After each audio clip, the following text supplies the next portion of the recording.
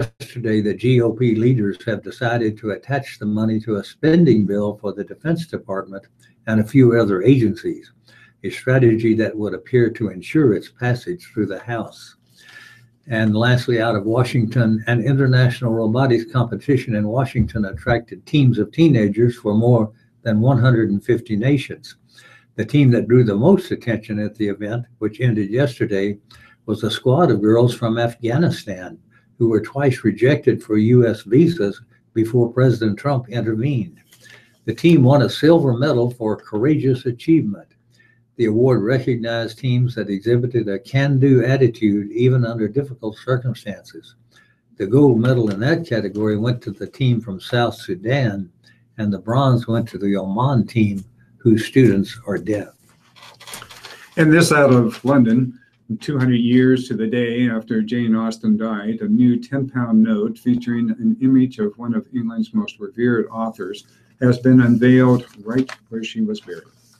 At the unveiling Tuesday of the new tenner at Winchester Cathedral in southern England, Bank of England Governor Mark Carney said the new note celebrates the universal appeal of Austen's work.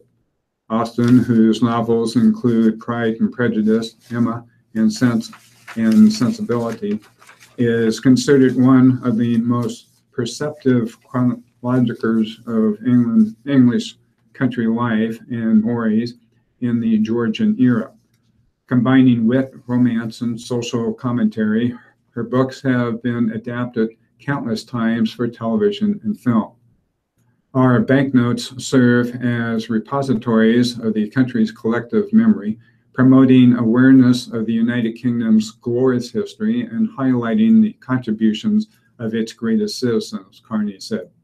The new note, which is due to go into circulation on September 14th, is the bank's latest effort to make its notes more secure by using plastic, not paper. It's printed on polymer, just like the recently relaunched 5-pound note, which features Winston Churchill. A new 20-pound note that will feature the landscape painter J.M.W. Turner is also in the works and scheduled to be rolled out in 2020. The new note also includes a new textile feature to assist the visually impaired, which was developed in conjunction with the Royal National Institute of Blind People.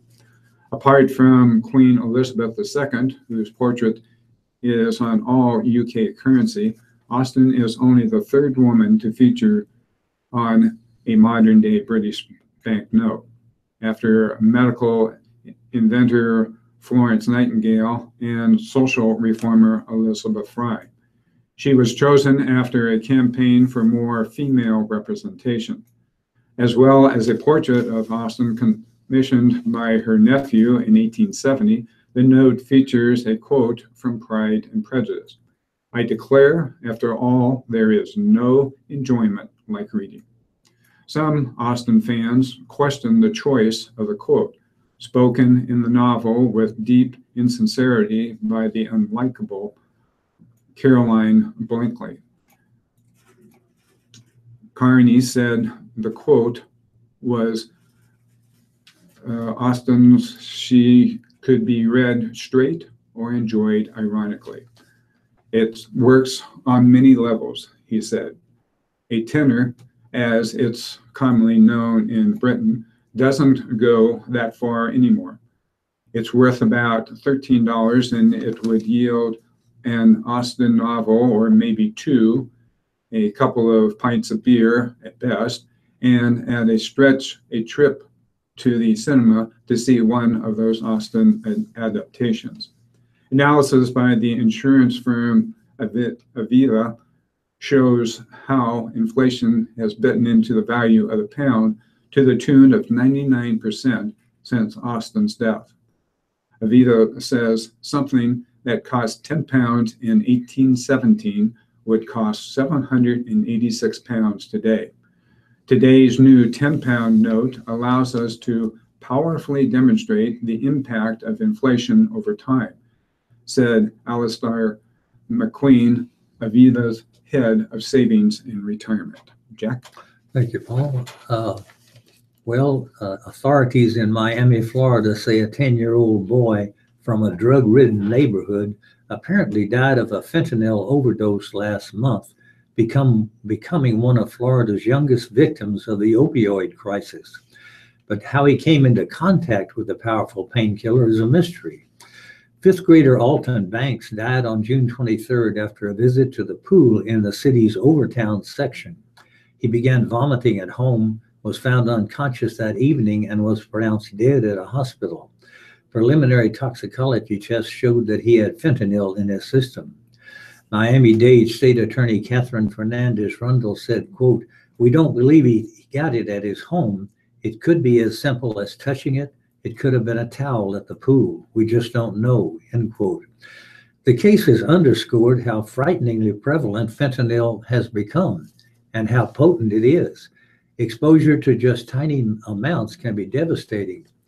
Investigators said Alton may have been exposed to the drug on his walk home in Overtown, which is a poor, high-crime neighborhood that has seen a spike in overdoses in the past year and where needles sometimes litter the streets.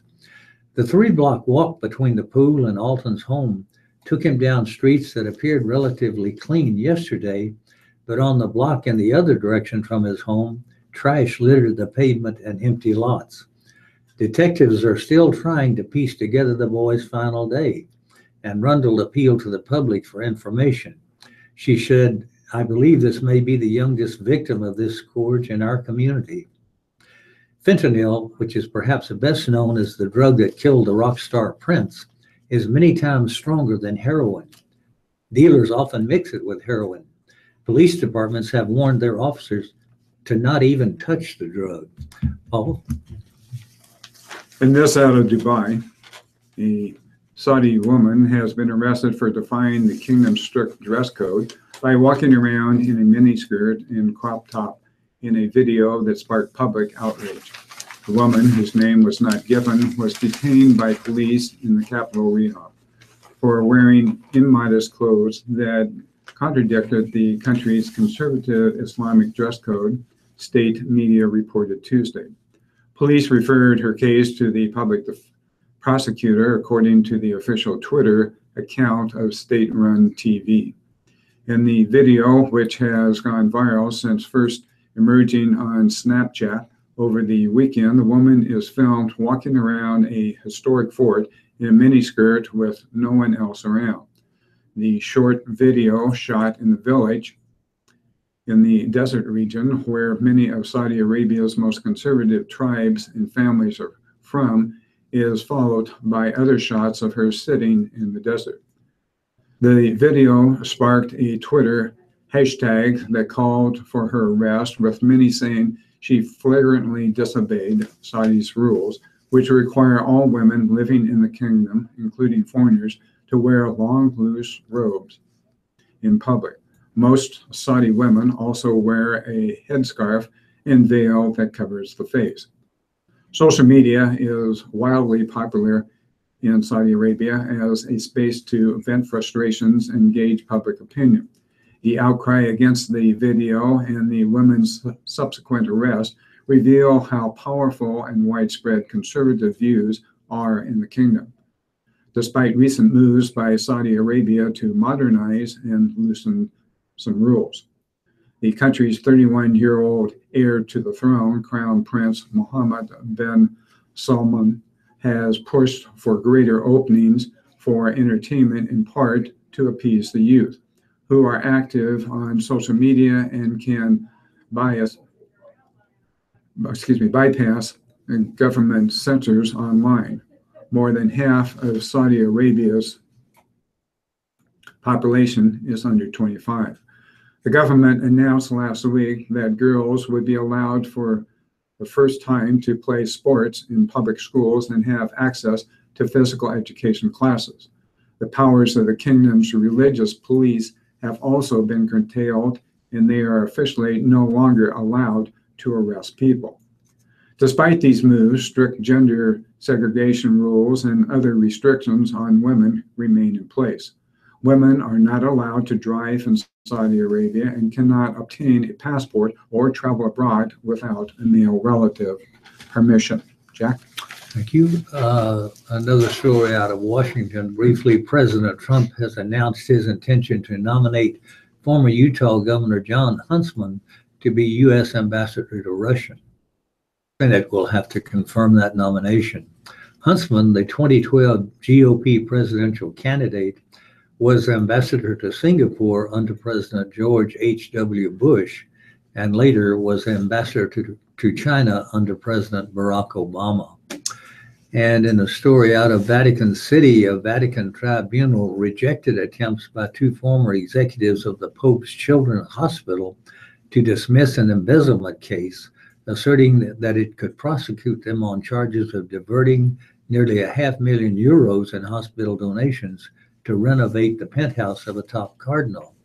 Lawyers for former hospital president Giuseppe Profiti and ex-treasurer Massimo Spina argued that the Vatican court had no jurisdiction to prosecute activities of a hospital foundation that is based in Italy and not the Vatican.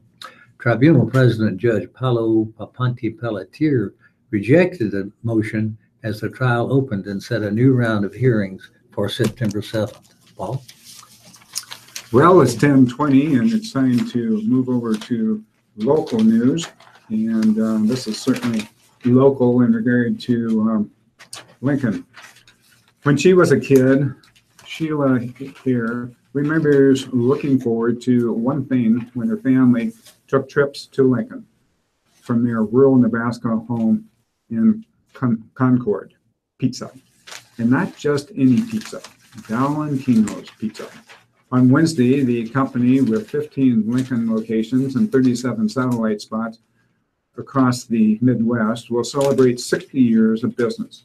Hare said her family would sit down together for pizza before the 2.5-hour drive back to the northeastern part of the state. It was part of coming to Lincoln. It truly was a family experience, she said.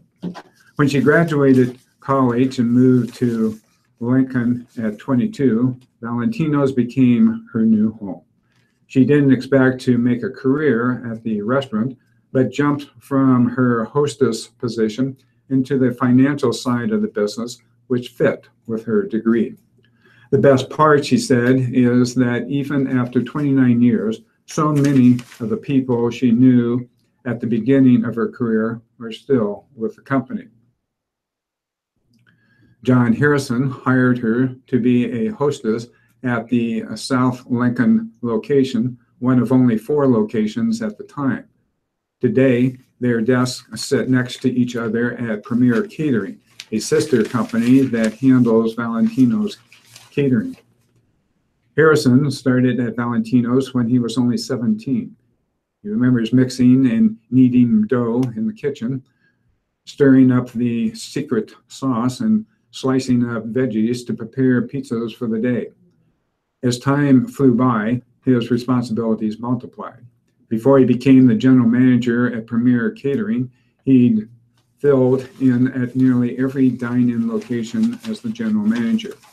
When Valentino's became the official pizza of the Huskers and the University of Nebraska-Lincoln nearly 18 years ago, Harrison was there. Working at Val's is its own game day experience, he said. Most of the day is spent baking pizzas and boxing up more than 20,000 slices to be sold to hungry Husker fans. The pizza and the town, he said, seem to go together.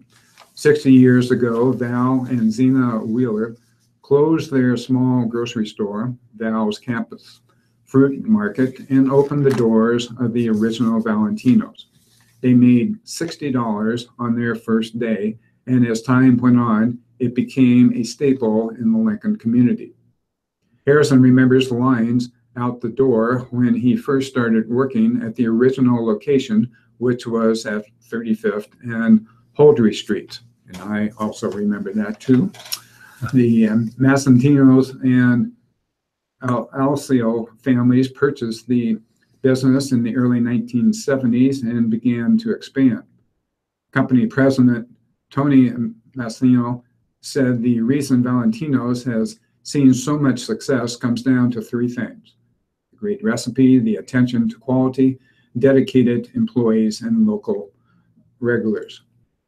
Hare and Harrison both feel lucky to work for a family-owned company. Massino cares about the business and the people who work there, they said, which is why there are so many long-time employees.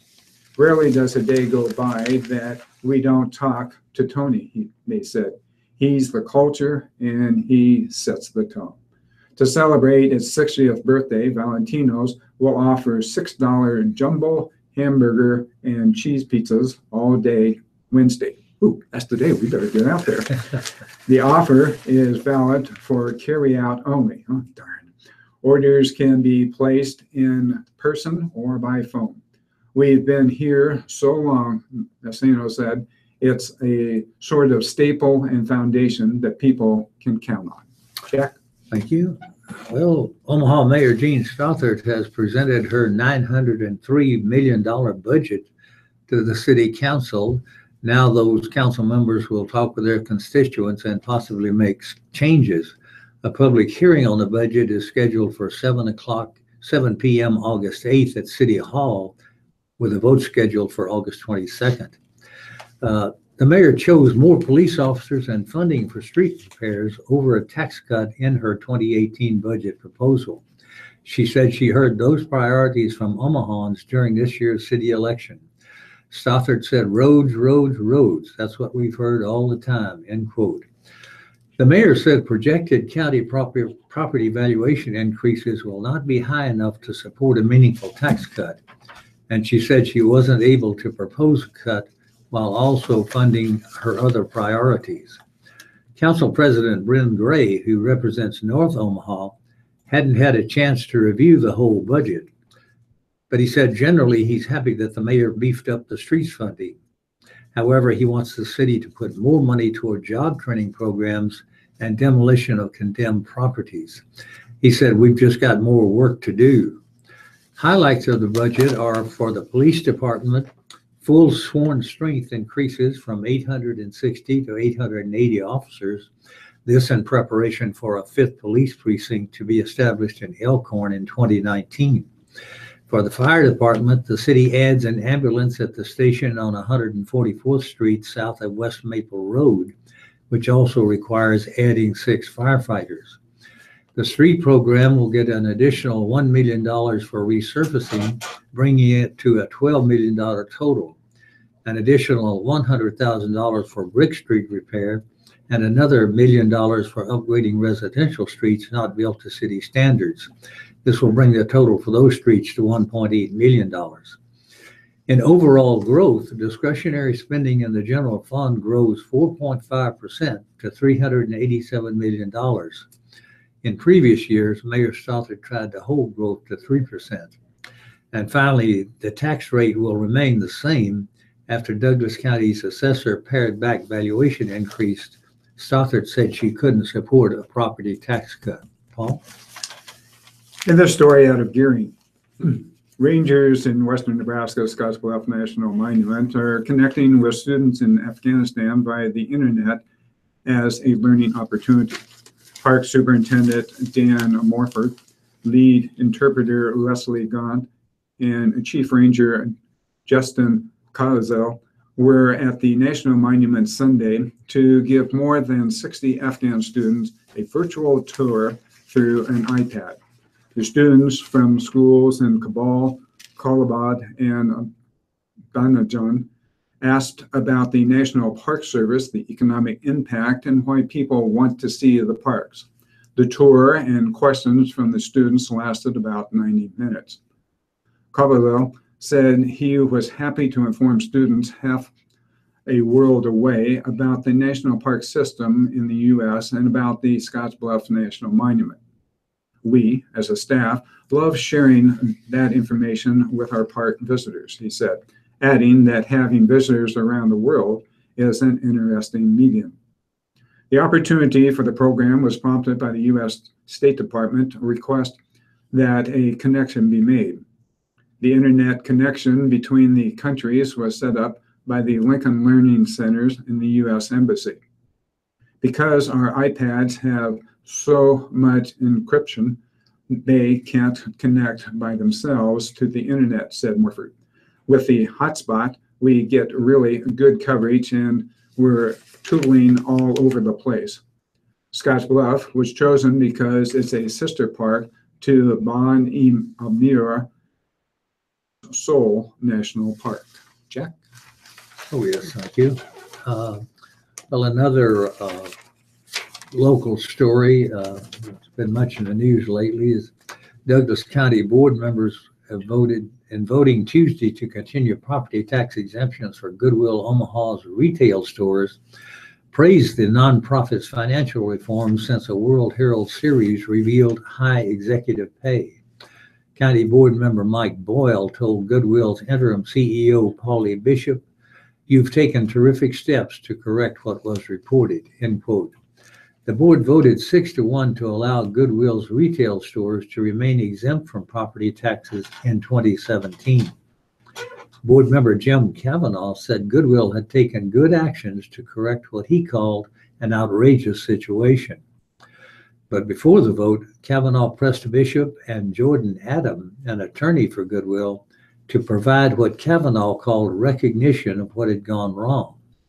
He said recognition is the first step to recovery and that we have changed certain aspects of what we do at Goodwill, Adam said. Under further questions from Kavanaugh, Adam said certain decisions were made at Goodwill that were unfortunate and regrettable.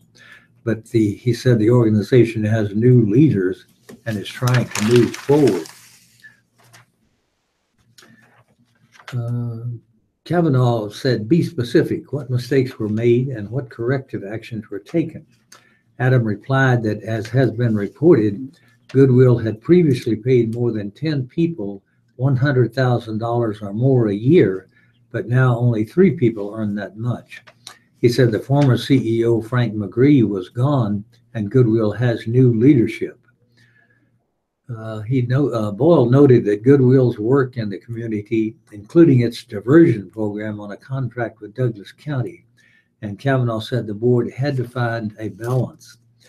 The board member said, "I don't think it behooves us to sit in judgment of past bad acts when Goodwill is trying to correct the behavior and doing good things." Goodwill's property tax bill for the stores would have been $300,000 to $400,000, its attorneys estimated. Paul? And this out of Crawford. There's a place in Nebraska that you can reach by bumping west down a dusty one-lane road, inching to your destination as the sun sets so brilliantly purple-red over the green bluffs and sand brown peaks and valleys that you want to bring every person who ever said the state is flat and boring to this exact spot and yell, "Look!" You cannot talk on your cell phone at this place. You cannot watch ESPN. You can't even pick up much more than static on the FM dial. You are a good half-hour drive from the nearest town and nearly 3 hours from Interstate 80, where people whiz by unaware.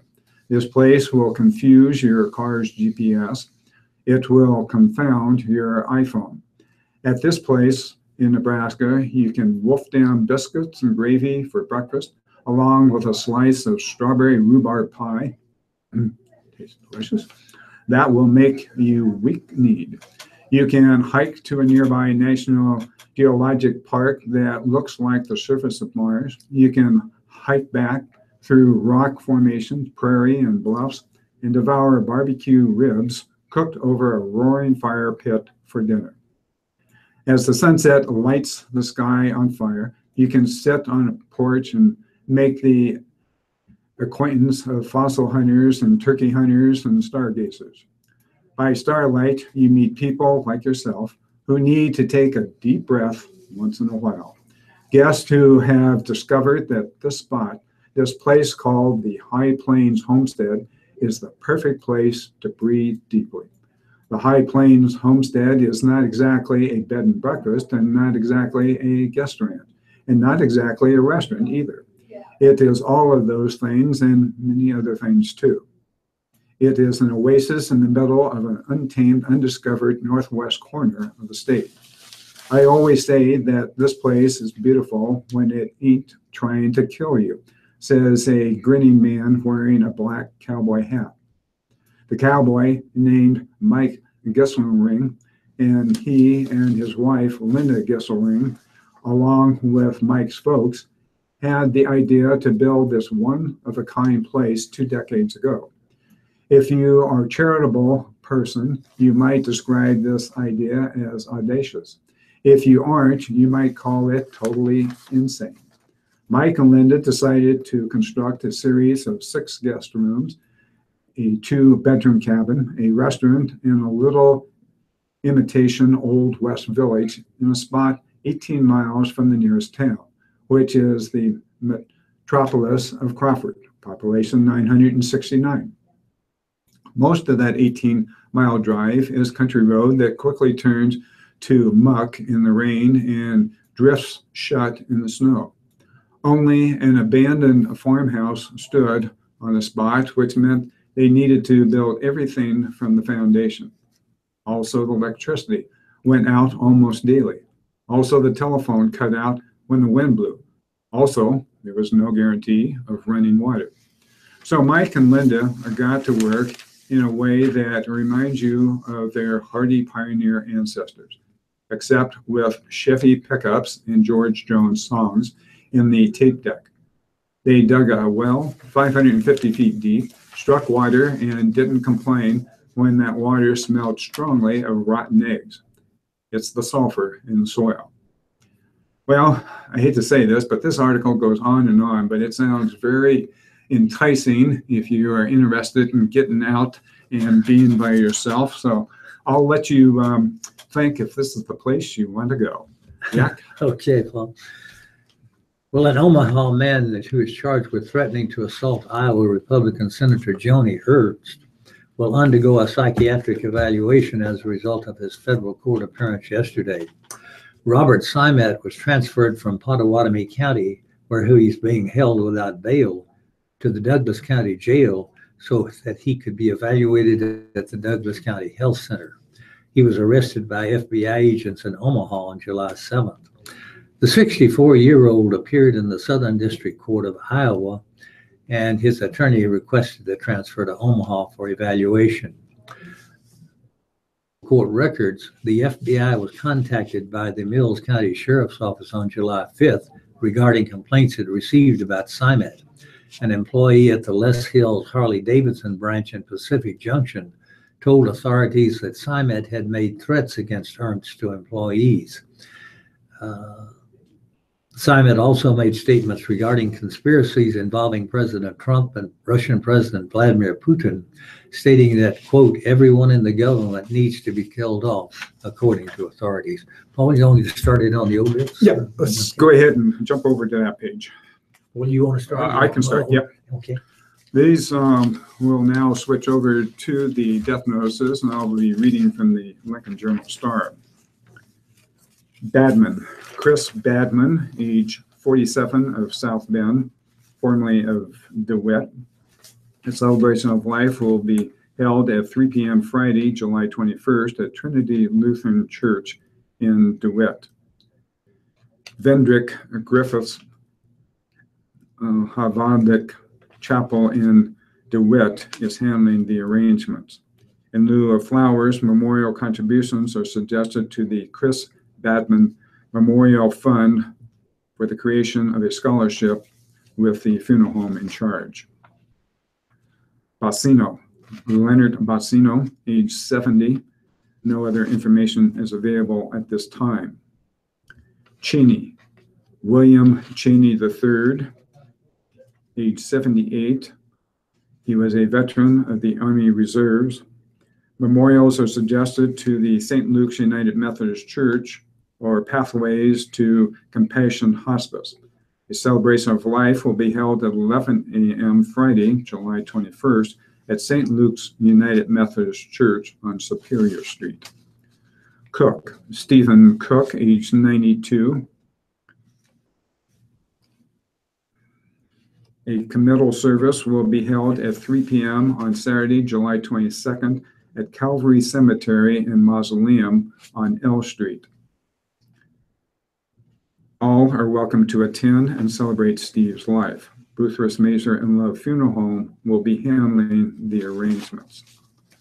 Cockerham, Donna Cockerham, age 65. No other information is available at this time. Ed Cruz Jr. III. Memorial service will be held at 6:30 p.m. Thursday, July 20th at Memphis State Lake. Creamer Funeral Home in Omaha is handling the arrangements. Detman, Dale Detman, age 88 of Auburn. No other information is available. DeVries, Forrest DeVries, age 60. A celebration of life will be held at 10 a.m. Saturday, July 22nd. All services at the Cortland Community Center on 5th Street in Cortland. In lieu of flowers, memorials are suggested to the family for later designation. Lincoln Memorial Funeral Home is handling the arrangements. DeWald, Dixie DeWald. The massive Christian burial will be held at 10 a.m. Thursday, July 20th at Sacred Heart Catholic Church in Hebron. Knoll Funeral Home in Hebron is handling the arrangements. Dorff, Josepha Dorff, age 65 of Plattsmouth. No other information is available. Draper, Judy Draper, age 77 of Grand Island. Again, no other information is available. Harleston, Mildred Harleston. Funeral service will be held at 3 p.m. Thursday, July 20th at Boothurst Mazer and Love Funeral Home on A Street. Hafner, Terry Hafner, age 79. Arrangements pending. Heafy Hoffman Doric Cutler, Bel Air Chapel in Omaha is handling the arrangements. Herman, William Herman, age 74 of Fairbury. No other information is available. Hotsvy, Marie Hotsvy, Hottovy, age 94 of David City. Again, no other information is available. And that is the same for Kentoff, John Kentoff, age 59 of Falls City. Lacey, Patricia Lacey, age 64 of Lincoln. There will be a private family graveside service.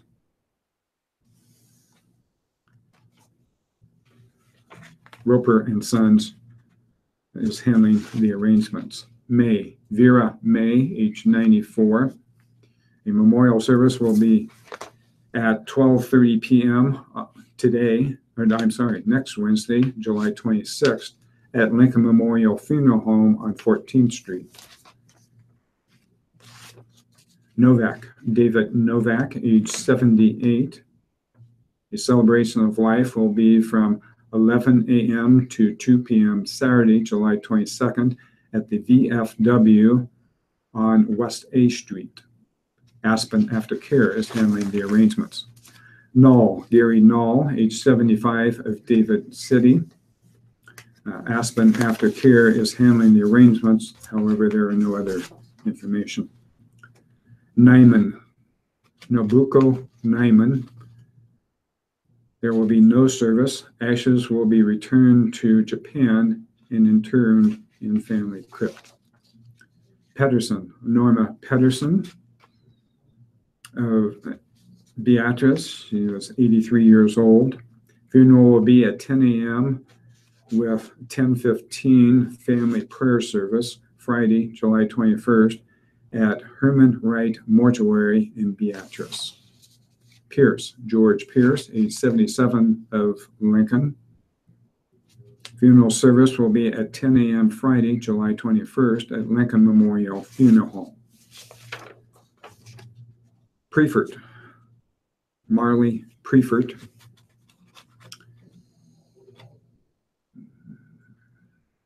Funeral service will be held at 10:30 a.m. Friday at Grace Lutheran Church in Hebron. Memorials in care of the family. Knoll Funeral Home is handling the arrangements. Russell, David Russell, age 67. No other information is available. Sherman, Bernard Sherman, age 84. Memorial service with military rites, unfortunately it doesn't indicate what service, will be at 11 a.m. Friday, July 21st at Berrien Church. Memorials to the Berrien Church. Aspen Aftercare is handling the arrangements. Tremblay, Barbara Tremblay, age 76. The memorial service will be held at 10:30 a.m. on Friday, July 21st at Bruthers, Mazer, and Love Funeral Home on A Street. In lieu of flowers, memorials can be directed to the American Cancer Society. Van Nuys, Eugenia Van Nuys, age 98. There will be no funeral services that are planned according to her wishes. In lieu of flowers, memorial contributions can be made to the Capital Humane Society in Lincoln. Vlasic, William Vlasic, age 64. Private entombment will be held, or was held, on Tuesday, July 18th at Wyuka Cemetery Mausoleum in Lincoln. Watts, Robert Watt, age 80, of Beatrice. No other information is available. Wellman, Glenn Wellman, age 65. Celebration of life will be from 1 to 4 p.m. Saturday, July 22nd at the Billy's Restaurant, 1301 H Street. And finally, Roland Wilkland, age 64, of Lincoln. A celebration of life service will be held at 11 a.m. July 22nd at Roper and Sons Funeral Home on O Street. Cremation has occurred. There will be no visitation. Memorial contributions in lieu of flowers can be made to the donor's choice. Jack? Thank you, Paul. Well, here are the notices in the World Herald, beginning with Benning, Donald Benning. Services are pending at Roeder Mortuary's 108th Street Chapel. Bond, Ann Bond, age 83. Services will be held tomorrow at 10:30 a.m. at Rockbrook United Methodist Church. Memorials may go to that church. Heafy Hoffman, Warwick Cutler, Bel Air Chapel handling arrangements. Dakia, Jerica Rose Dakia, age 19. Private services were held in Omaha. Bremen Mortuary's 72nd Street Chapel was in charge. Diaz, Guadalupe Diaz, age 75. A funeral mass will be held tomorrow at 10 a.m. at Our Lady of Guadalupe, Good Shepherd Funeral Home in charge. Dome, Cleo Dome, age 88, of Ashland. A memorial mass will be held on August 4th at 10 a.m. at St. Patrick Catholic Church in Elkhorn. Memorials may go to the Ashland Care Center, and condolences may be left at Marcy Mortuary Savoda.com website.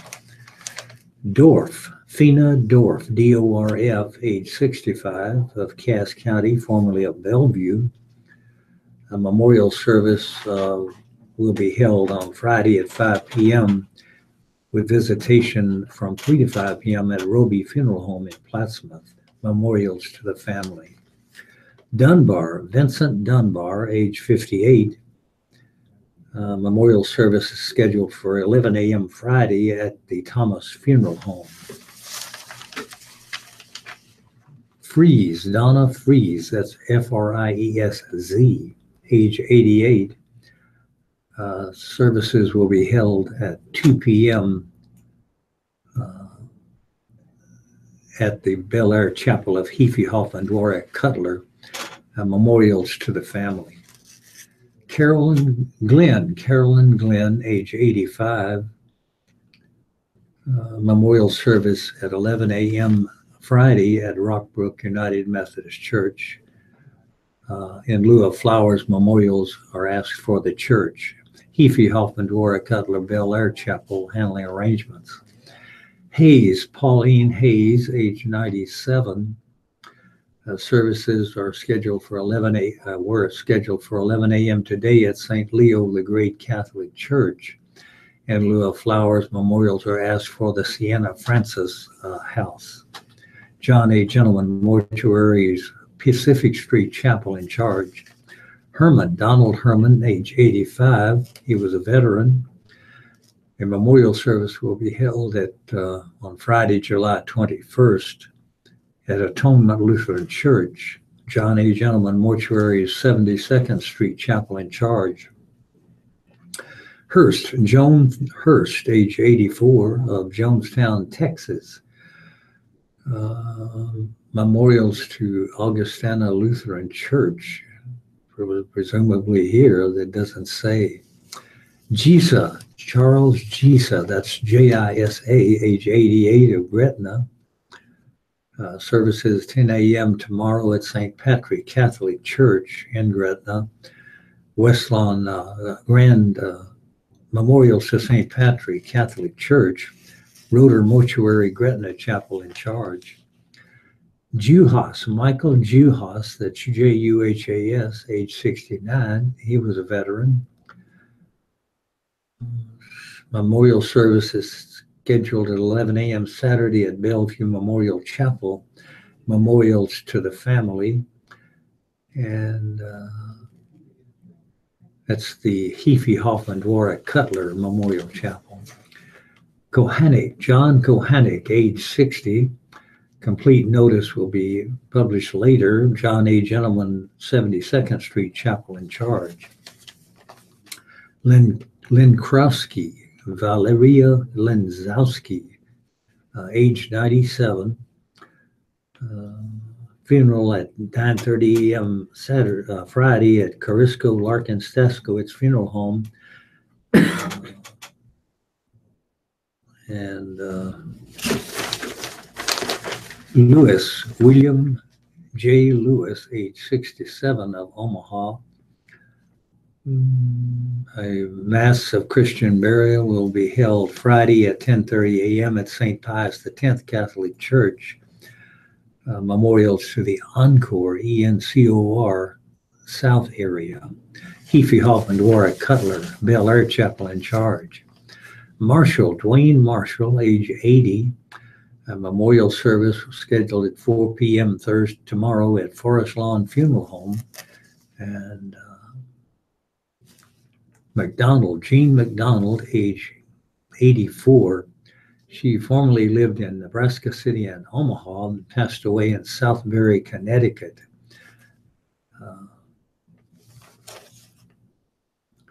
A funeral mass will be held in Connecticut, Riverside, Connecticut, on Saturday, and donations can be made to either the Catholic Relief Services or the Regional Hospice of Danbury, Connecticut.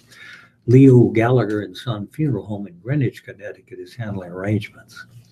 Miller, retired Lieutenant Colonel, Air Force Lieutenant Colonel James Miller, age 75. Memorial service at 1 p.m.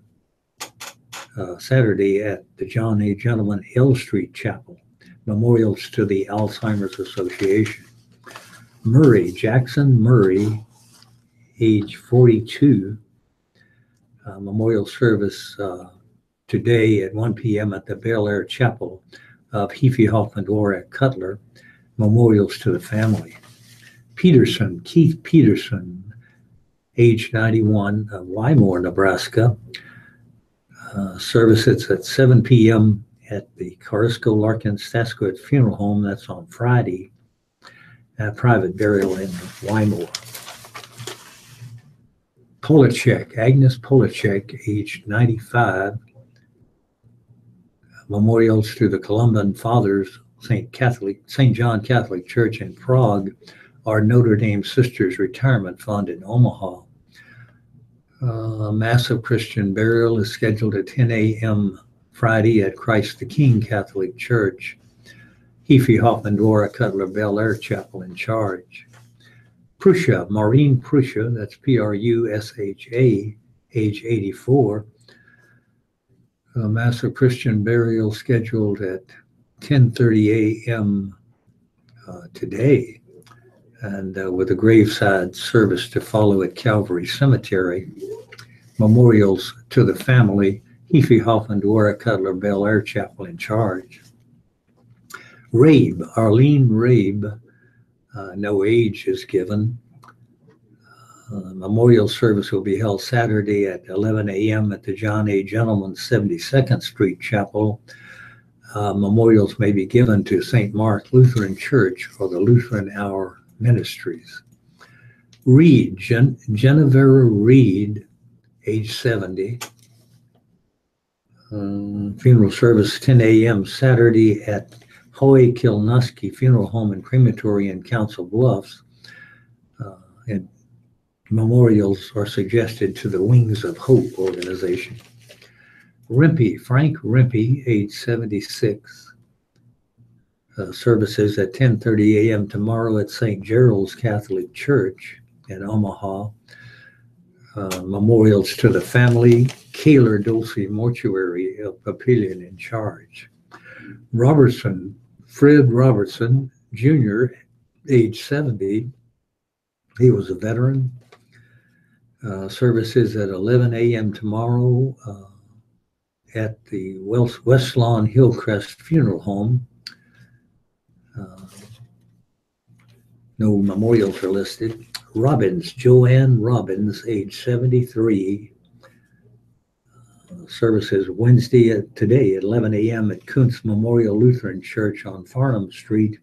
Memorials to the Alzheimer's Association of Douglas County Health Center, Roeder Mortuary, 108th Street Chapel, handling arrangements. Ross, Randy Ross, age 56.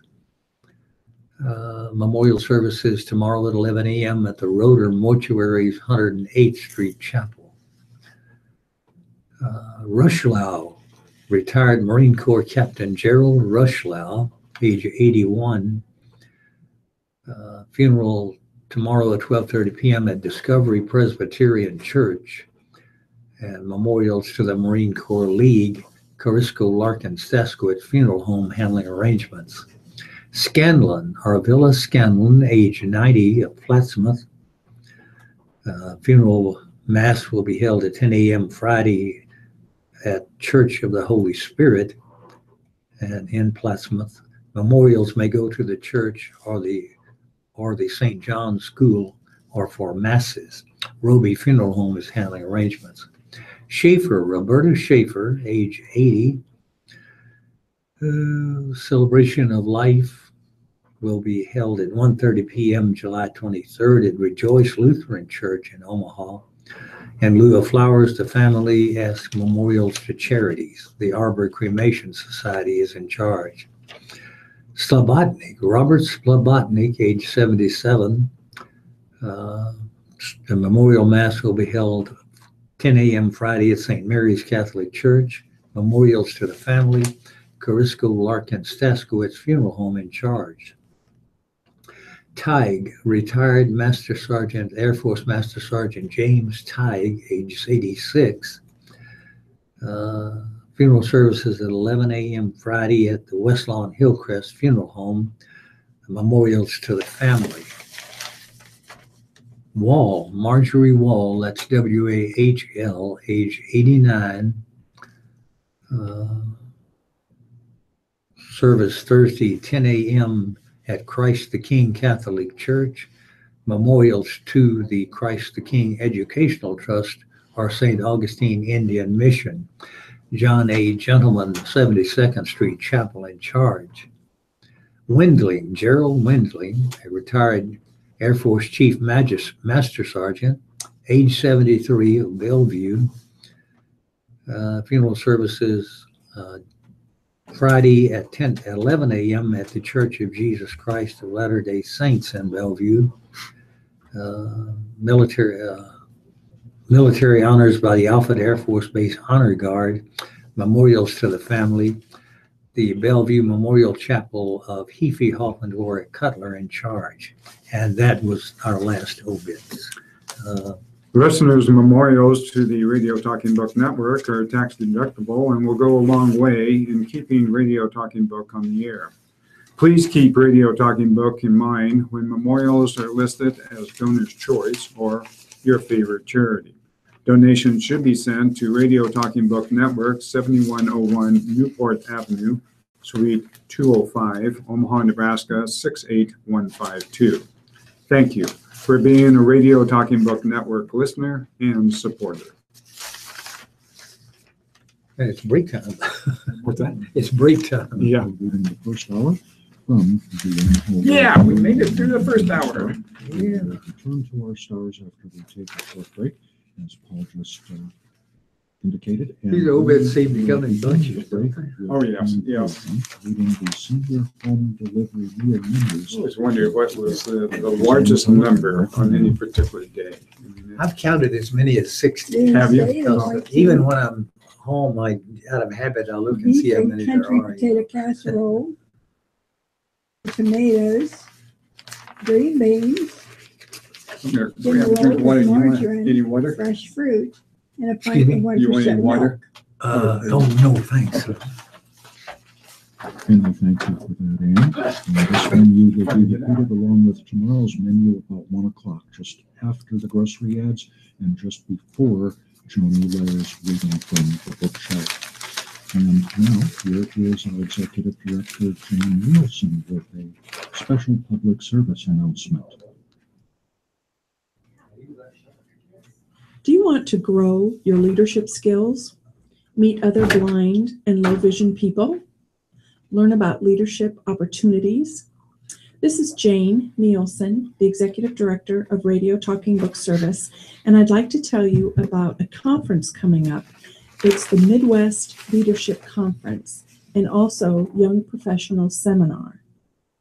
Anyone over 18 is welcome and encouraged to participate. It's a conference about leadership and collaboration. It's at the Regency Lodge in Omaha, Nebraska, and it is August 4th, 5th, and 6th, 2017. So it's coming up in a few weeks.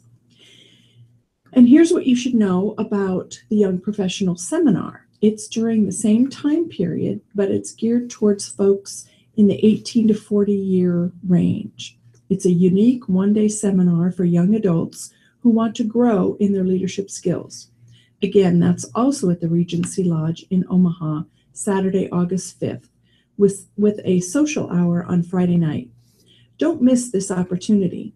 If you're interested, please check out http://midwest.acb.org to register and get more information. Again, that's the Midwest Leadership Conference, and you can register at midwest.acb.org.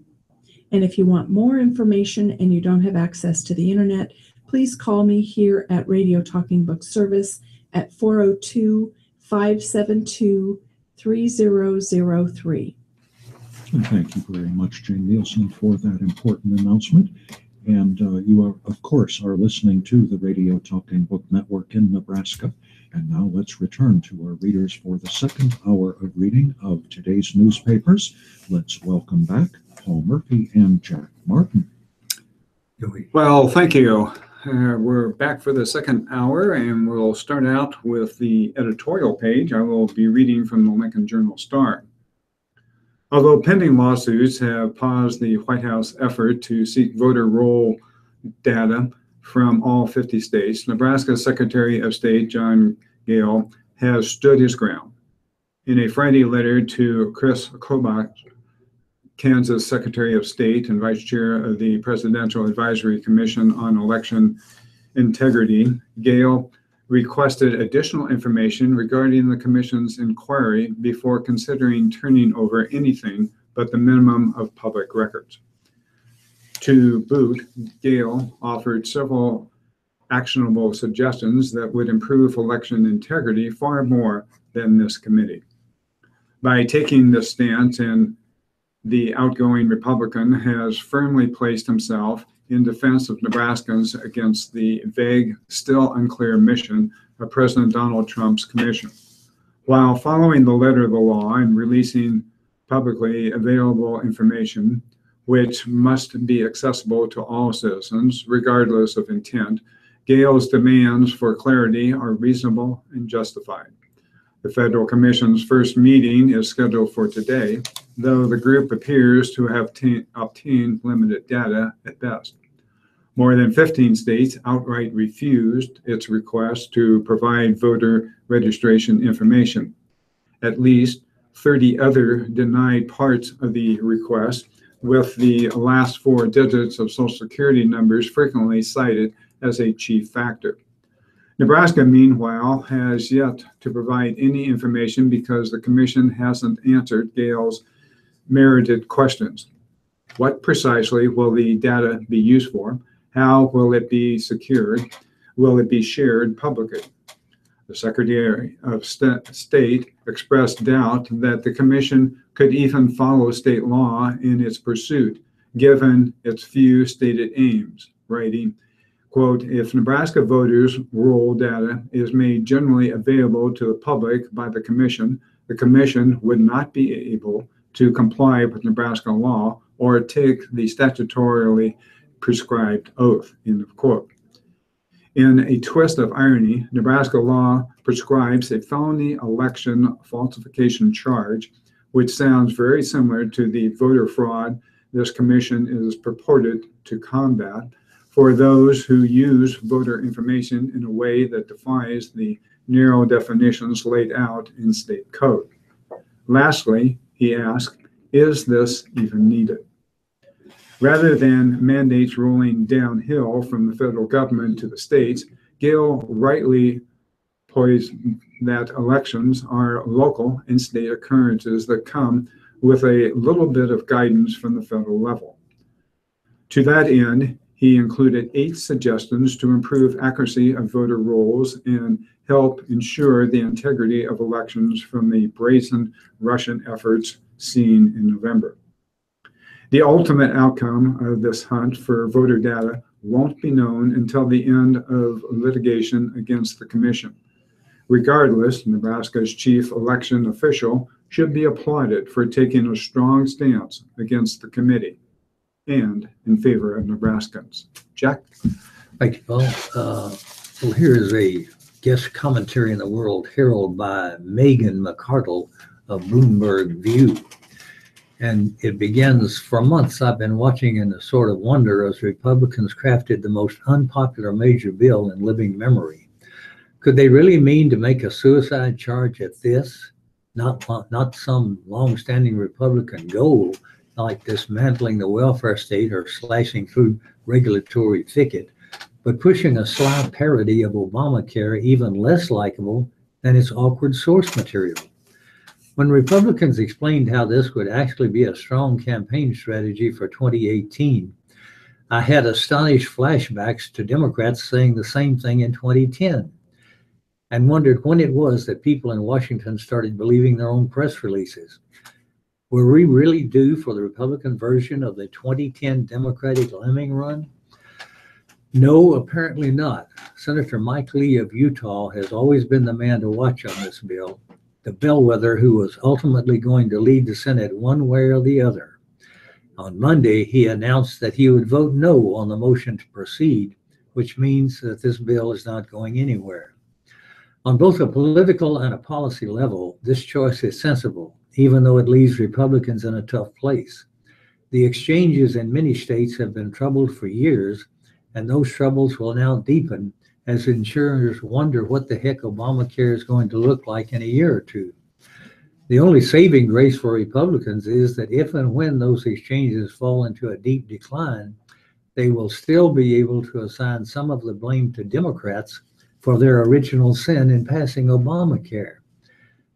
For those facing election in 2018, that is good news, I suppose. The bad news is that those exchanges are still in trouble, and Republicans are going to take a hefty share of the blame if something isn't done about them. And Republicans are no closer to a consensus on what to do than they were 6 months ago. This should also give pause to Democrats who want to cheer Obamacare is saved. Obamacare is now in worse shape than ever, and Obamacare was not exactly in good shape before. Messing with people's insurance was what fed the ensuing political firestorm.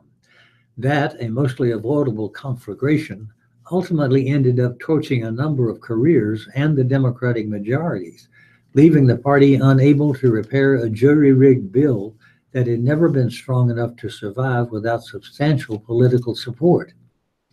Legal challenges to a more modest bill probably would never have reached the Supreme Court level, so states would not have had the option of declining the Medicaid expansion, so all 50 states would probably have expanded their Medicaid programs, thereby not only providing more coverage, but also making even Republican senators reluctant to touch a program that was providing their states with a lot of money.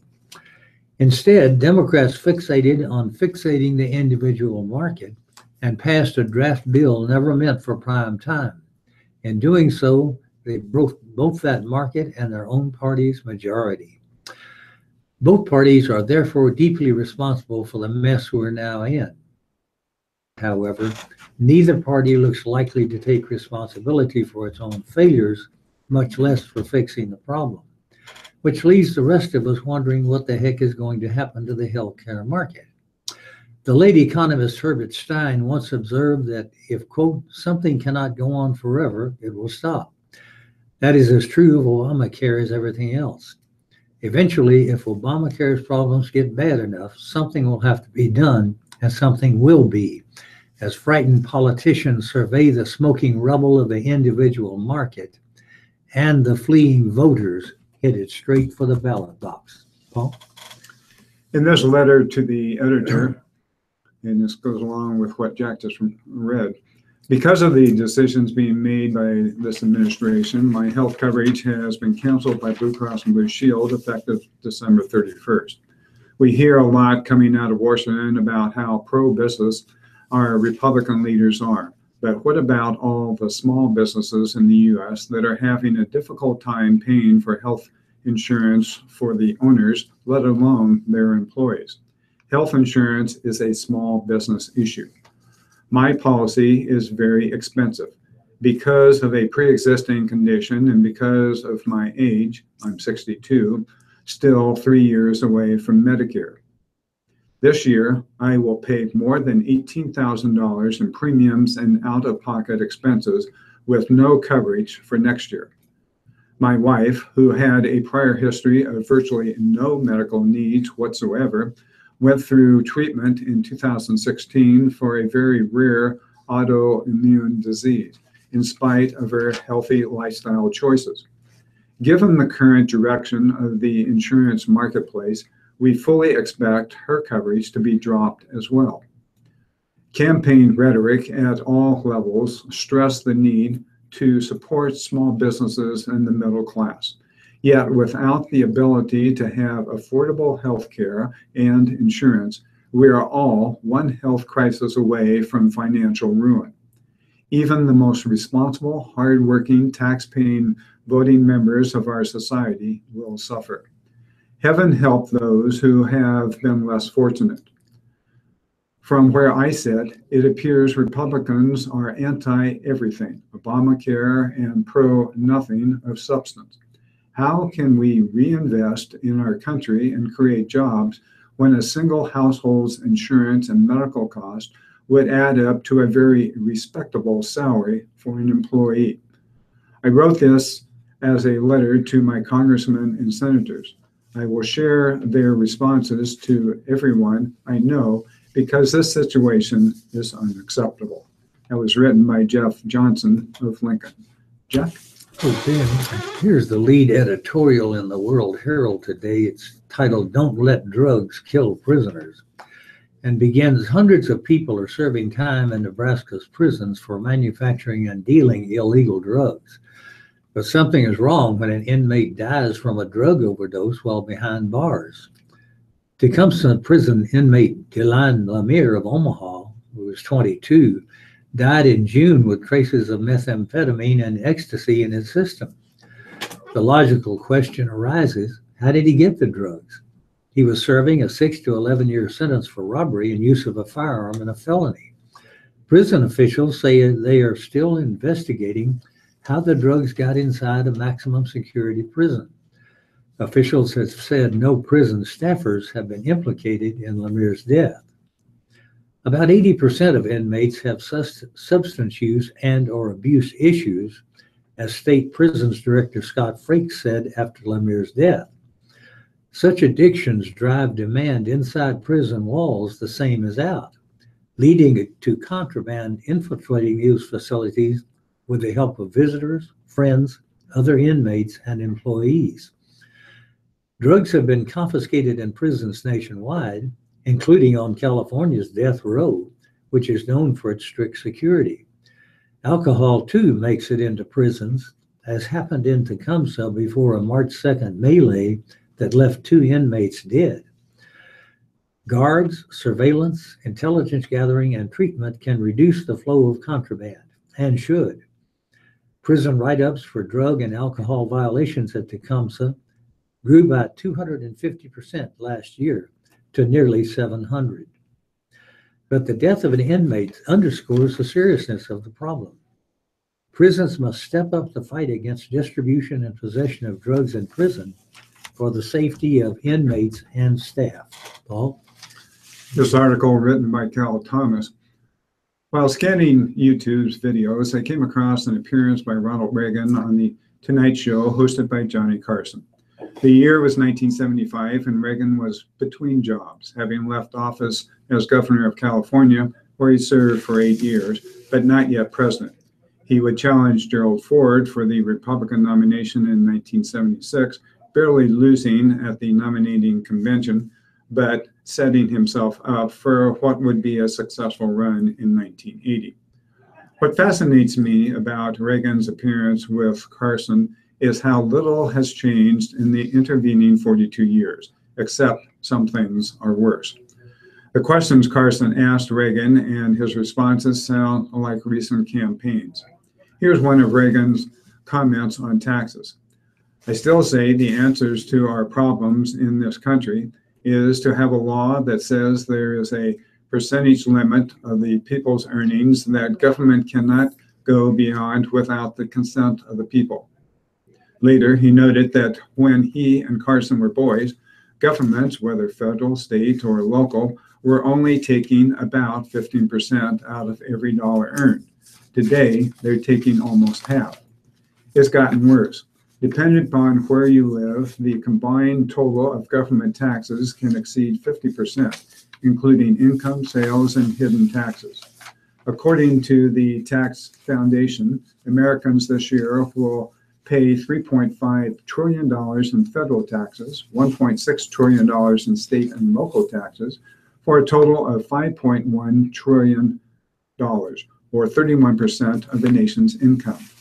Still, governments never have enough of our money. The feds borrow from other governments, and the national debt approaches $20 trillion.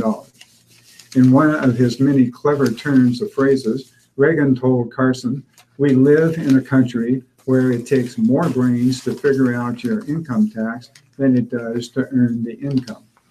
Then came a line he used when he ran for president in 1980. Quote, "People keep looking to government for the answer, and government is the problem. There's very little government can do as efficiently and economically as the people can do themselves." End quote. Reagan added, "The biggest problem is that we have built a permanent structure of government, federal, state, and local.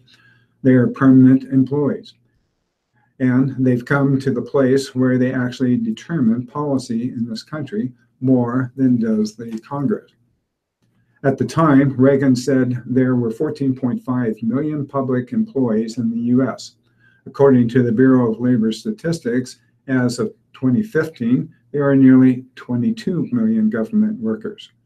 Can anyone claim governments are more efficient and cost-effective because of more government workers? Reagan bemoaned the deficit, which then was about $53 billion. Last Friday, the White House said the budget deficit to rise to $702 billion this year, $99 billion higher than was predicted in May. When Congress asked for his solution, Carson asked for his solution, Reagan cracked, "I think balancing the budget is like protecting your virtue. You have to learn to say no." Politicians can't say no to themselves or to petitioners for our tax dollars. They buy loyalty and votes to protect their careers. As Reagan noted and would mention again, people become addicted to government handouts, embracing the notion of entitlement, losing personal responsibility, and coming to see government as a first resource, not a last resort. As the 1975 Reagan interview demonstrates, the problems haven't changed because the solutions have not been embraced.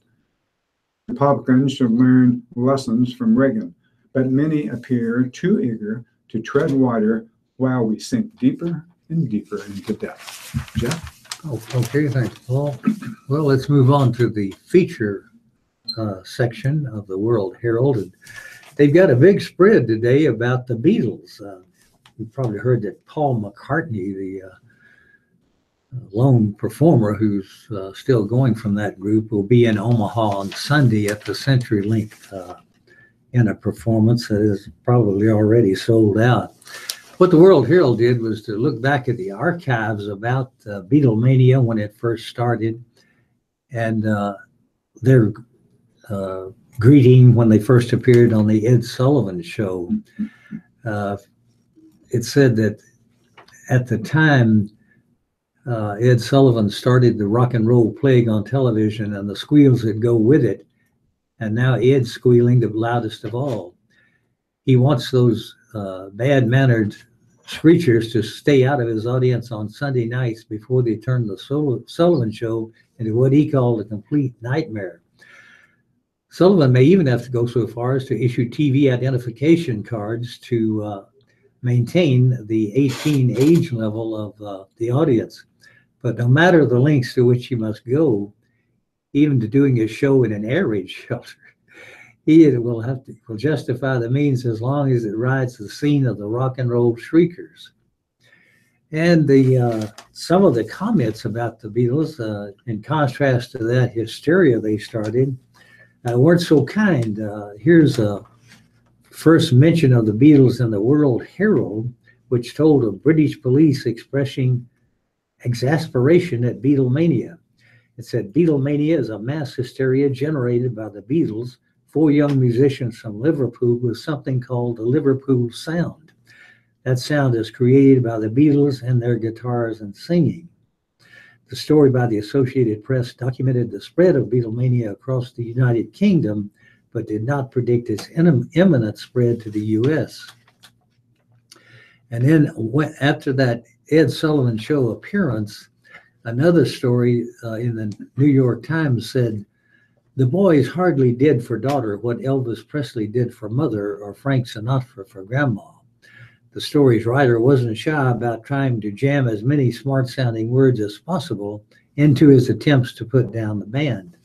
To wit, he said, "The pretext of a tenuous connection with the world of music, a matter mercifully left to separate consideration in other columns, was perfunctorily sustained by the Beatles. But in the quick intelligence beneath the bangs, there appeared to be a bemused awareness that they might qualify more realistically as the world's highest paid recreation directors." And a few more comments, along the theme that not everyone loved the Beatles.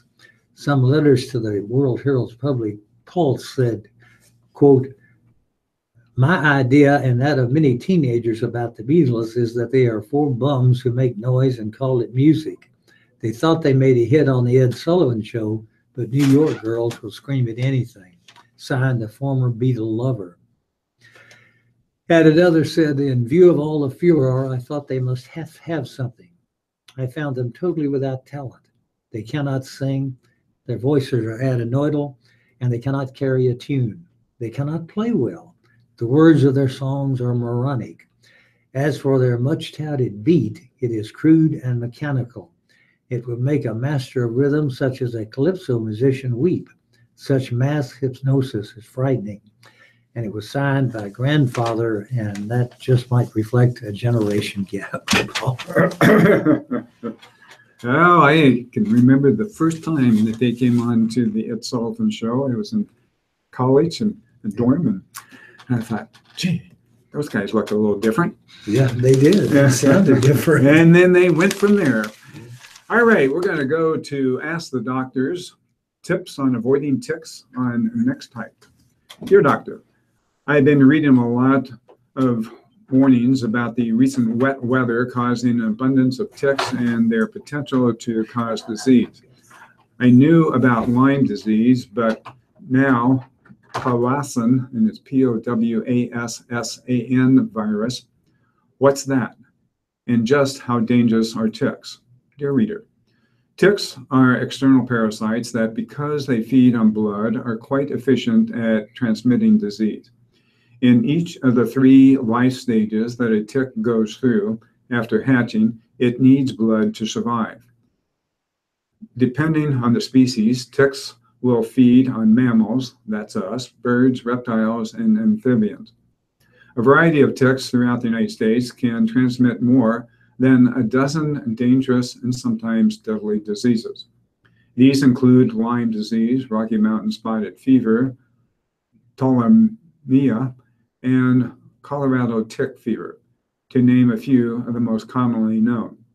The tick picks up the disease while feeding on an infected host and then can transmit it through its saliva during future feedings. One of the lesser known diseases is Powassan virus, a flu-like illness that can cause inflammation in the brain. It is spread by several types of ticks found in northeastern states and in the Great Lakes region. The disease is fatal in up to 15% of individuals who show symptoms. About half of those who survive face ongoing neurological difficulties. Powassan virus was once rare, with about 2 reported cases per year between 1950 and early 2000. That number has risen to 75 reported cases in the last decade, or close to 8 per year.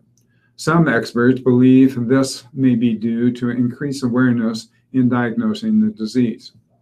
However, Lyme disease, with close to 30,000 confirmed cases each year, remains the most common tick-borne illnesses in the U.S. According to the Centers for Disease Control and Prevention, the total may actually be as high as 300,000 infected individuals per year when unconfirmed cases are factored in. While there are some species of ticks that don't carry disease, without specialized knowledge, it's almost impossible to tell them apart from those that do. As a result, the best advice is to protect yourself, your family, and your pets against all tick bites. Ticks prefer areas that are moist and humid and concentrate in wooded and grassy areas. They can't jump or fly, so they perch on the tips of grasses and shrubs where they can easily attach to a host as it brushes by. To avoid tick bites, when in grassy or brushy areas, wear long sleeves, long pants, and closed-toed shoes. Tuck pants into socks. Light-colored clothing makes spotting ticks easier. Insect repellents that contain 20% DEET may be helpful. Some experts say pecadorian is even better. Reapply according to manufacturer instructions. Treat clothing, boots, and tents with products containing 0.5% permethrin, which stays effective through several washings. Pre-treated clothing and gear is also available and may offer longer protection. After spending time outdoors, be sure to do a tick check. Visually scan all areas of your body, including your scalp and your hair. Jack? All right, well, here's another balloon busting story that says brain training games do not work. And from the Washington Post. It says the first large study to rigorously examine brain training games using cognitive tests and brain imaging adds to evidence that they are not particularly good at training brains and appear to have no more effect on healthy brains than video games. The study is another blow to companies such as Lumosity that have been accused of falsely claiming their programs can improve mental performance. In a report published in the Journal of Neuroscience, 128 young adults were tested for mental performance after playing either Lumosity brain training games or regular video games for 10 weeks.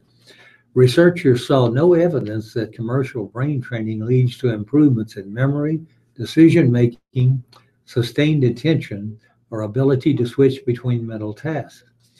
In early 2016, Lumosity paid a $2 million fine to settle charges of misleading advertising.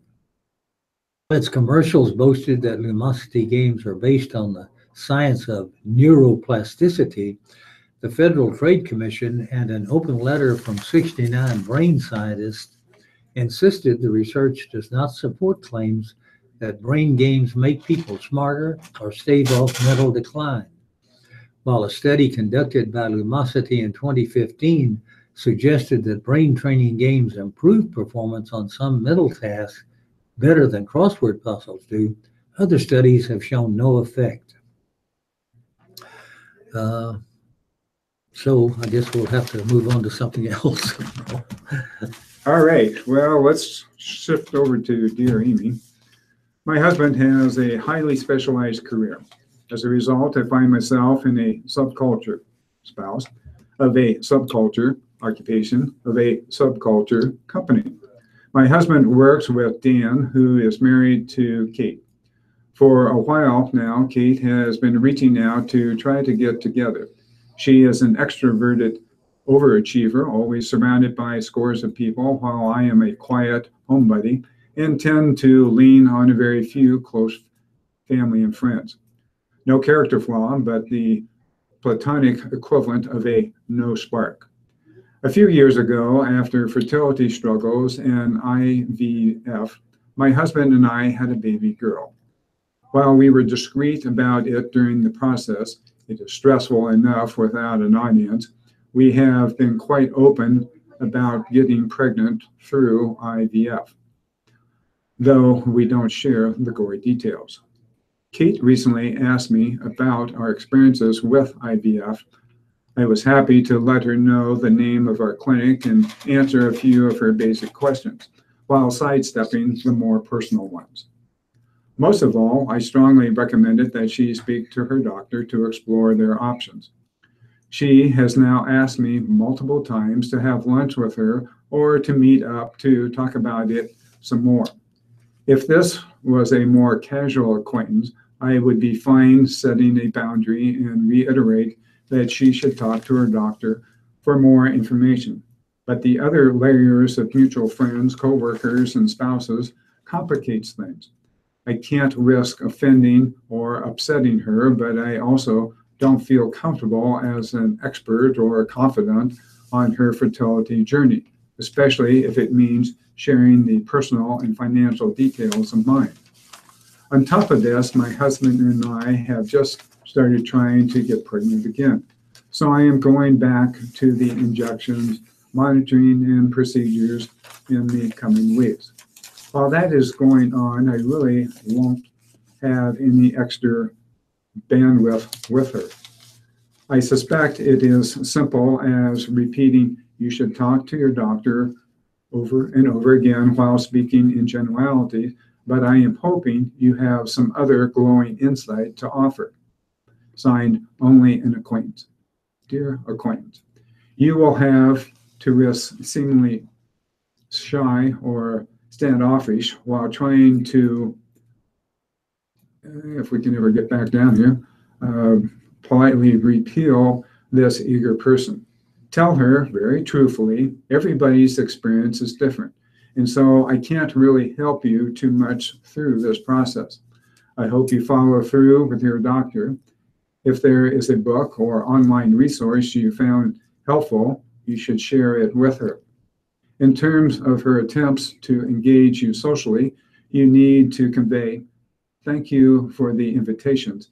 It is so nice of you, but I'm a bit of a homebody. I hope you understand. Jack? All righty.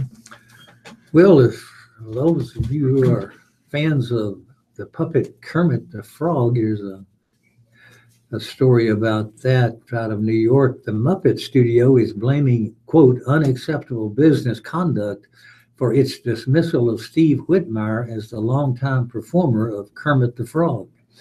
This explanation follows Whitmire's emotional blog post last week after his firing was made public. He said he learned last October that the role of Kermit would be recast. Whitmire had been with the Muppets since 1978 and took over as Kermit after the untimely death of Muppets founder Jim Henson in 1990. The Muppet Studio did not detail the nature of Whitmire's, quote, repeated unacceptable business conduct, but it said it spanned a period of many years, adding that he consistently failed to address his employer's feedback.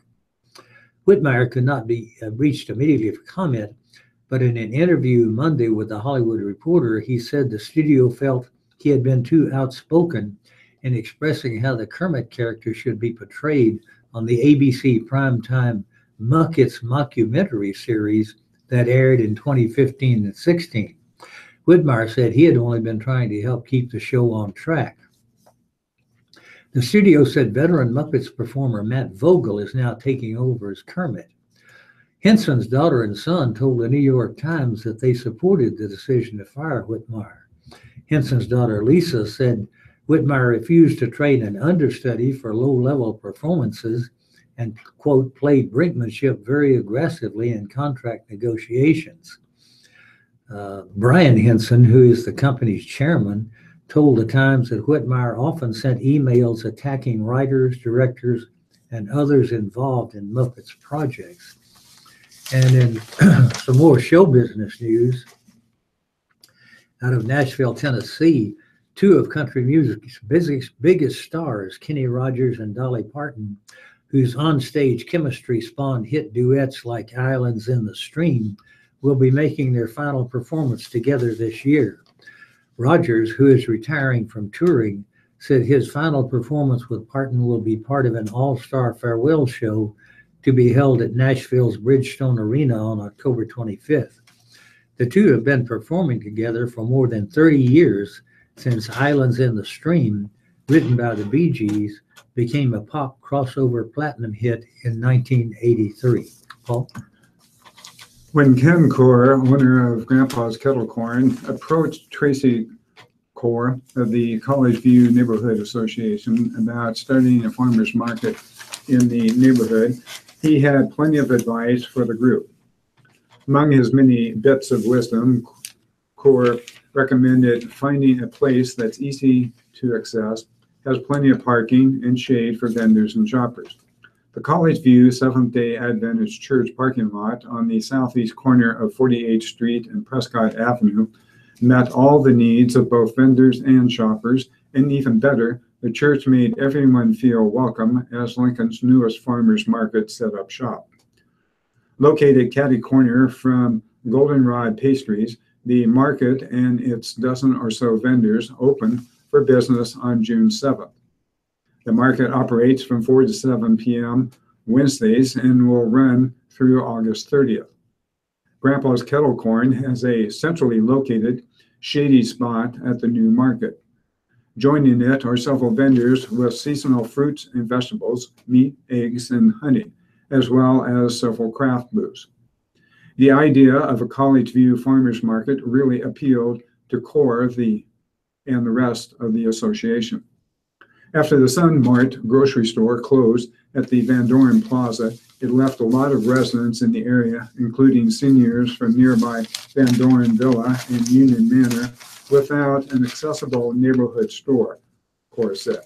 We thought the next best thing would be a farmer's market, and we've arranged for a shuttle to run from the two retirement homes to the market every Wednesday. Among the vendors is Emerald Acres. It's currently offering in-season strawberries and Aronia berries. You also can pick up a variety of herbs and vegetables from its booth. It's especially like the sense of community at these smaller markets, said Sandy Roosh, Emerald Acres Farm Operations Manager. We're at 13th and F Streets on Tuesdays, here on Wednesdays, and Fallbrook on Thursdays. If you're looking for quail eggs or duck or chicken eggs, look no further than the Hollister Farms booth. Owner and farm manager Andrew Hollister sells heirloom vegetables and meat from his pastured-raised, soy-free,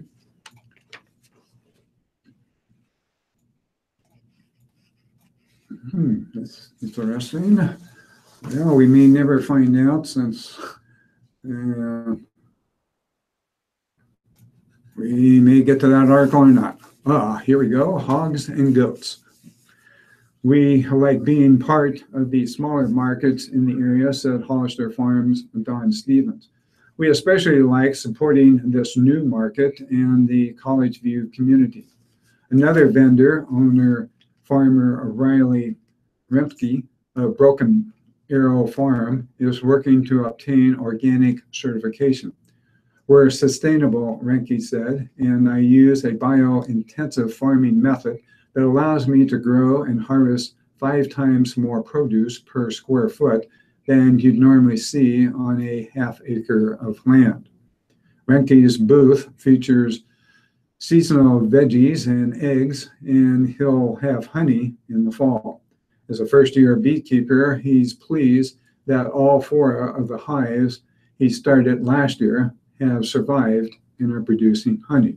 So if you're interested, get out there and see what they got available. Yeah. Okay. Well, let's turn to some business section news in the World Herald. And the first story is about Omaha beef being on display at the White House. It says when President Donald Trump highlighted Made in America products from all 50 states at the White House on Monday, Nebraska's contribution was beef straight from Omaha. Greater Omaha packing executives were in Washington to showcase steaks cut at their South Omaha meatpacking plant, and their enthusiasm for a new trade deal with China made an impression on the president. In his remarks during the event, Trump talked about meeting a leader from Greater Omaha Packing. The U.S. and China last month finalized a deal allowing exports of U.S. beef to China, opening a multi-billion-dollar market to U.S. producers. Greater Omaha was the first plant to ship a load of beef to China under the trade agreement. The business's third-generation chief executive officer, Henry Davis, attended the White House event along with Executive Vice President Angelo Fili. The event was intended to honor workers and companies that set the standard for American quality and craftsmanship, according to the White House. Trump will meet this week with business owners to discuss how the government can negotiate better trade deals. And in another business story, last winter, the U.S. tourism industry fretted that Trump administration policies might lead to what is called a Trump slump in travel. But those fears may have been premature. International arrivals and travel-related spending are up in 2017 compared with the same period in 2016. There might even be a Trump bump, said Roger Dow, CEO of the U.S. Travel Association, a nonprofit representing the travel industry. A few months ago, Dow and others warned that President Trump's anti-immigrant rhetoric and ban on travel from a handful of mostly Muslim countries could send an anti-tourism message. But he said, quote, impending doom hasn't manifested itself. Right now, we cannot identify a loss. It's contrary to everything we've heard, but travel is in slightly better shape than it was a year ago. Everyone wants me to tell the story of the sky is falling, but for the travel industry, the sky is not falling, end quote. Latest numbers from the U.S. Travel Association's Travel Trends Index showed a 6.6% growth in international travel to the U.S. in April and 5% growth in May. That is compared with the same months last year. The Travel Trends Index uses hotel, airline, and U.S. government data. Paul? in these short briefs on the financial page of the Lincoln Journal-Star. Passenger numbers at the Lincoln Airport, which have been falling sharply for most of 2017, stabilized in June. The airport on Tuesday reported that passenger counts were virtually flat last month compared with June 2016. Delta Airlines, which had seen its passenger counts fall each of the first 5 months of the year compared with 2016, saw its numbers climb 6% in June. United Airlines passenger numbers declined in June by 3% compared with a year ago, which was a much smaller drop than March, April, and May. Through the first half of the year, passenger numbers at the airport are down 6% compared with the first 6 months of 2016. Lincoln Airport officials have previously said that they believe a widening fare gap between Lincoln and Omaha is to blame for much of the drop in passenger counts this year. And then out of Omaha, online brokerage TD Ameritrade Holding Corporation profits declined 2% as it adjusted to lower trading commissions, but higher trading activity and growth in client assets helped offset that. The Omaha-based company said Tuesday that it generated $231 million in net income, or 44 cents per share, in its fiscal third quarter.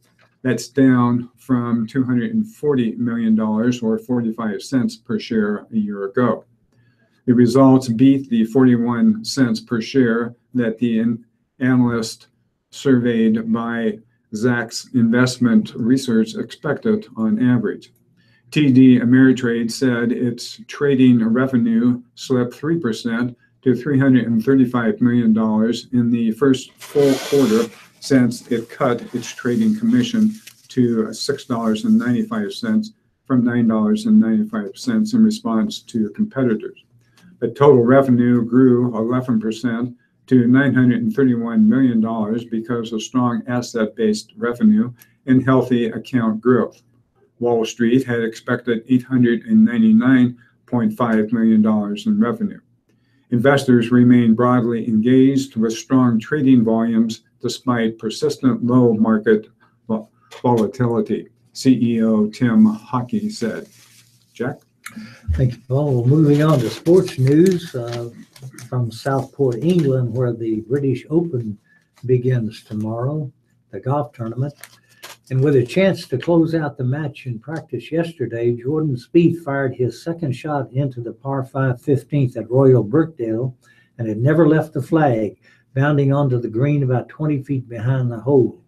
His partner was Justin Thomas, who watched the flight of the ball and said, "I like having him on my team when he's playing like this," end quote.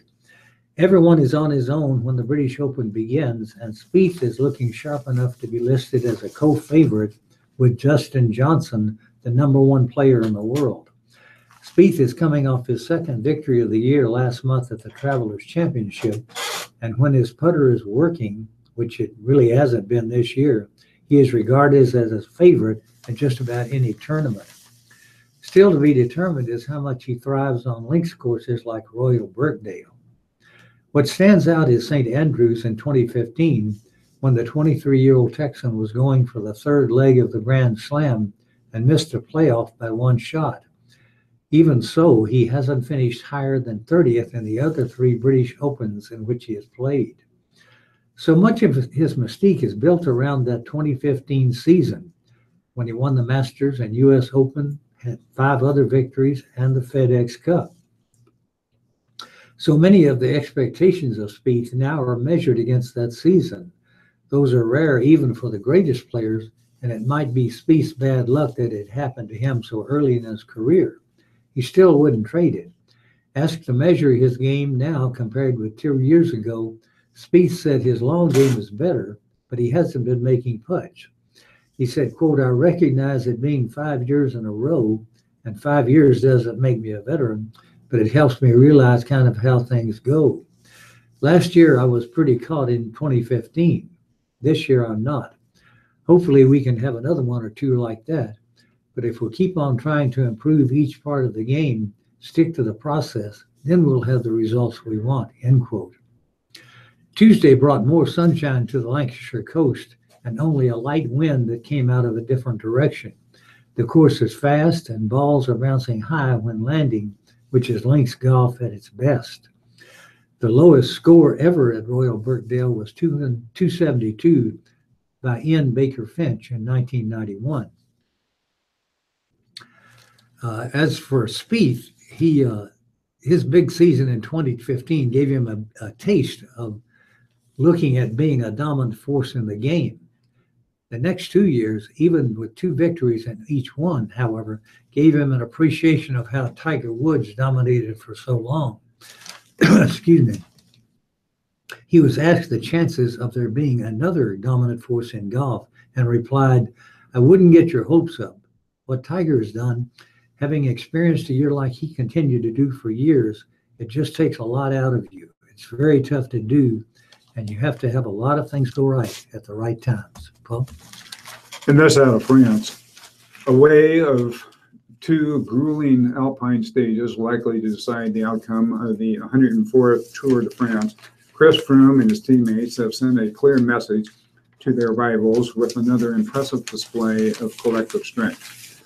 Amid heavy crosswinds that played havoc in the finale of Tuesday's 102.5-mile stage 16, Team Sky riders tried to unsettle their opponents by setting a frantic tempo that split the pack like a jigsaw puzzle.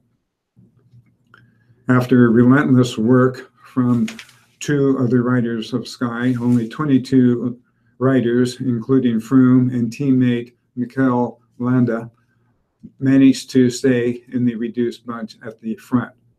Also among them were Fabio Aru, Romanian Bardet, and Megaberto Urban, who avoided the trap. But Dan Martin lost 51 seconds after getting caught in a split in the finale. He dropped to 7th place overall at 2:03 off the pace. At some point, it looked like Bardet was going to be left behind, but he was held back in the leading group by Oliver Newson. Australian Michael Matthews won the stage in the sprint to the line. With the race now in the money time, with stages set to decide the final podium, Froome went straight to the point with his aggressive racing.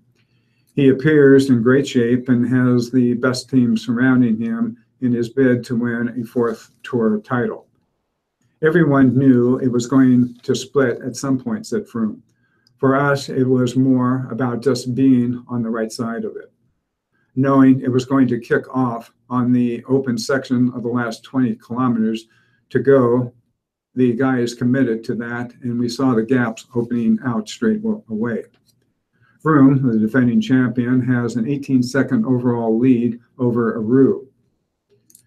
Landa, who has been impressive since the start of the Tour, despite dedicating himself to Froome, moved back to 5th overall, 1 minute and 17 seconds back.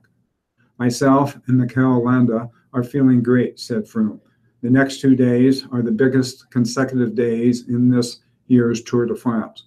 And the goal of my preparation for the Tour de France was to head into the 3rd week feeling the way I'm feeling now. The battle for the yellow jersey will resume on Wednesday during the first of 2 alpine stages in high altitude. Jack? Thank you. And turning to Nebraska Husker football news, Nebraska signee and 4-star cornerback Elijah Blades will not be joining the football team this fall, and likely not ever.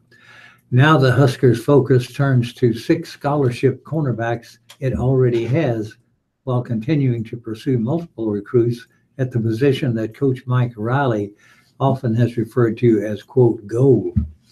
Multiple outlets reported Monday that Blades, a standout from John Muir High School in Pasadena, California, would not be coming to Nebraska after choosing the Huskers on National Signing Day in February.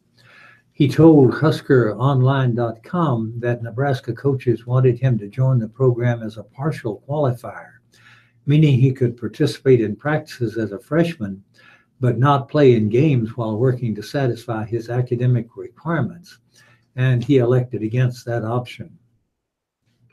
Arizona Western coach Tom Minnick confirmed to the website that Blades will play for his junior college program this fall.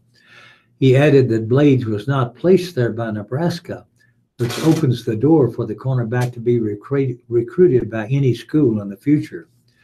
Blades told Husker Online, "I don't think so," when asked if there's any way he will go to Nebraska after finishing junior college. He added that his final grade point average was 2.26. Calls and voicemails by the World Herald to both Blades and Minnick went unreturned. Blades responded to a text late Monday saying only, "I talked to a reporter already," end quote. Blades had been committed to Florida for more than 6 months before reneging on January 25th. He finished his prep career with 10 interceptions and 206 tackles and was ranked by 247 Sports as one of the top corners in the nation.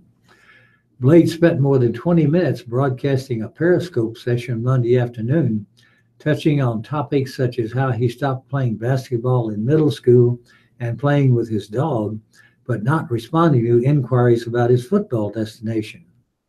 He made that news public later in the evening.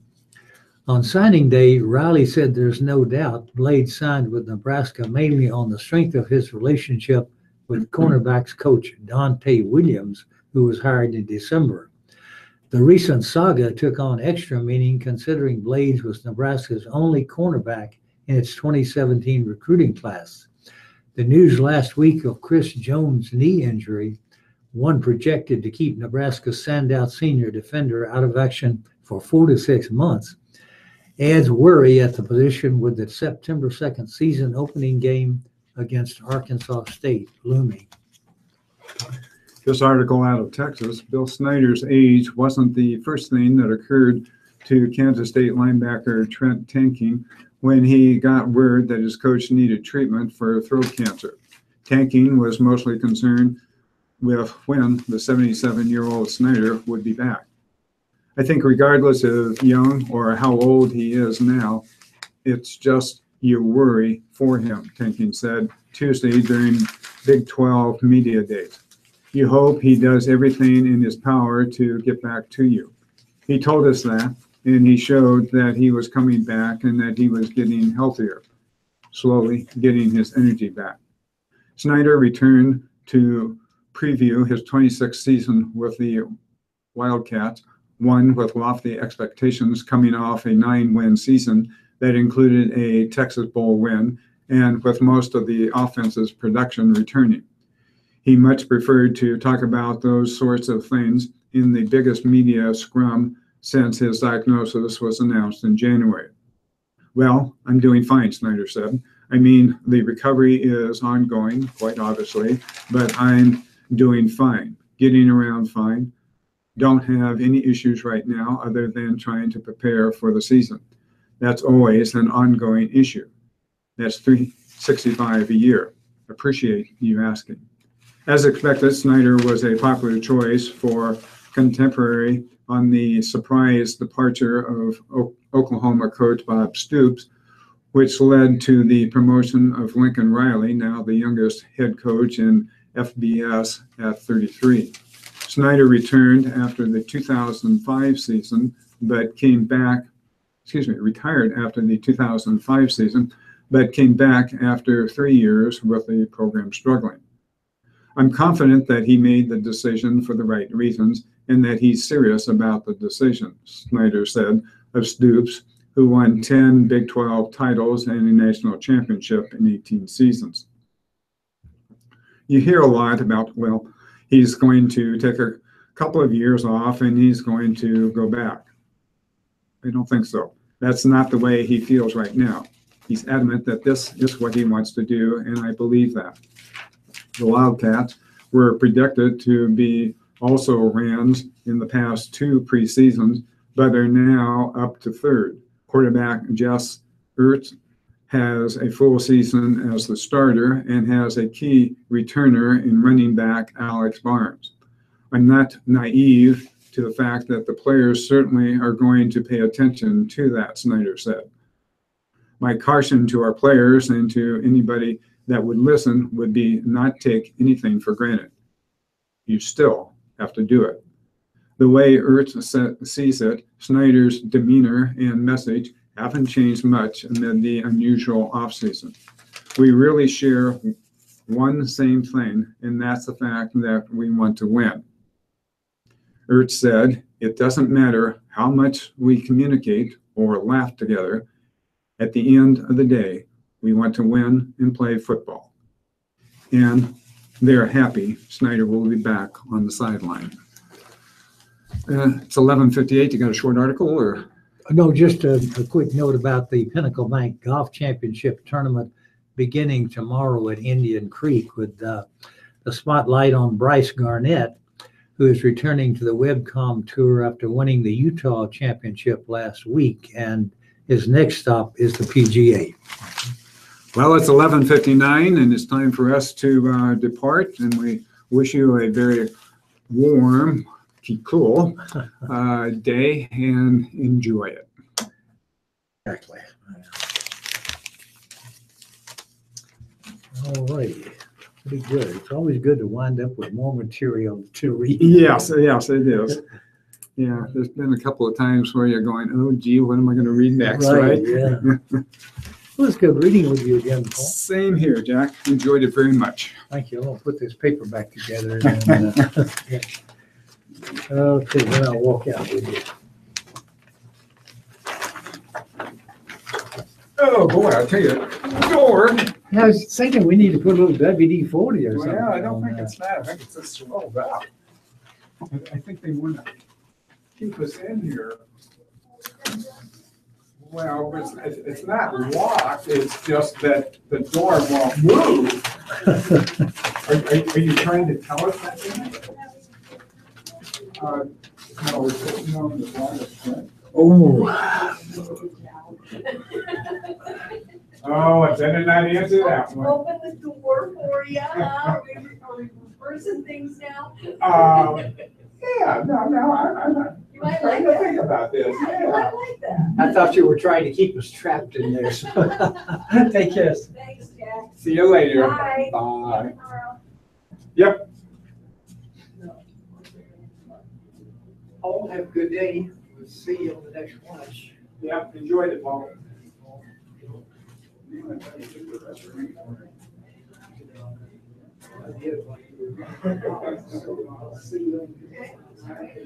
So this corresponds with this. There. Look, got it.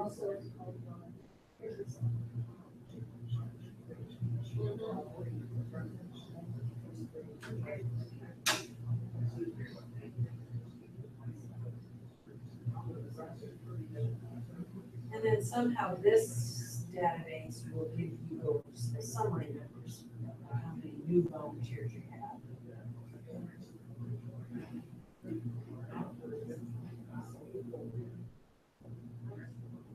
So the only thing you're doing then is taking these logs, calls, and putting them in here, and then it'll just drag it.